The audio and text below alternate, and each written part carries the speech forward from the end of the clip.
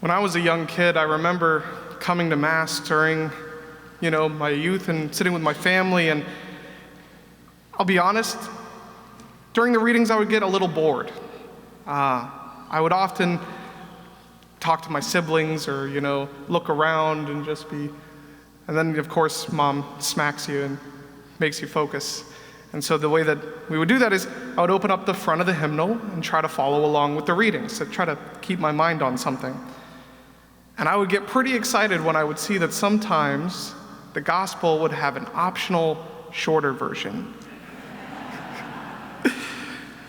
Parts in brackets that you could skip to make the reading shorter. And as the priest or deacon would read the gospel, I would secretly hope that this week we were going to do the shorter version. And as soon as they started reading the parts in the brackets, I'd get all upset. Sorry to anyone who felt that way when they realized I was reading the longer version of the gospel today. But I didn't do that today just because, I felt like it. I didn't do it because, my homilies are usually pretty short and I have to try to find some way to make the Mass a little longer. I did it because of who you are. What do I mean by that? I mean, you all are not just ordinary people. You're special. If you look at the shorter version of today's gospel, it has the same beginning, where Jesus has a large crowd in front of him, and he tells them the parable of the sower who went out to sow, and he throws the seed generously on the path, on the rocky ground, among the thorns, and on the rich soil where it produced much fruit. But that's where the shorter version stops.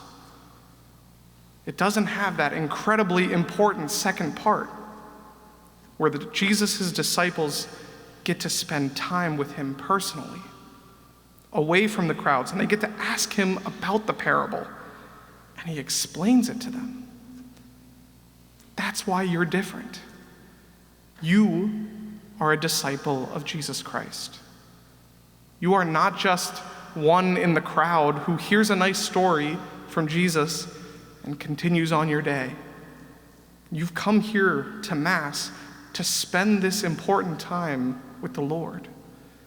To not just hear his word as you pass by, but to let his word land in the fertile soil of your heart so that it can take root in you, so that when you go out from here, that seed can bear fruit 100-fold.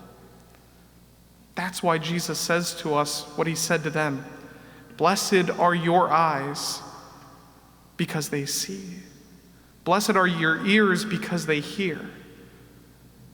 We are privileged to not just hear the things from the shorter version of the gospel. We are privileged to not just hear the things that have to do with salvation. We get to understand them. And now it's our mission to take what we know and understand and live our relationship with Christ out in the world. That's how we bear fruit. We're supposed to make him known to the world by how we live our lives.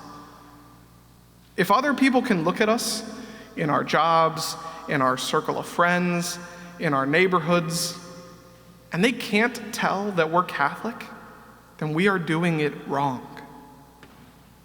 There should be no mistake of who we are. That is the ultimate sign that we are not just bystanders. It's just someone in the crowd when they heard Jesus tell a nice story once. It's the sign that we are true disciples who spend time at the feet of our Lord and intimately know and love him.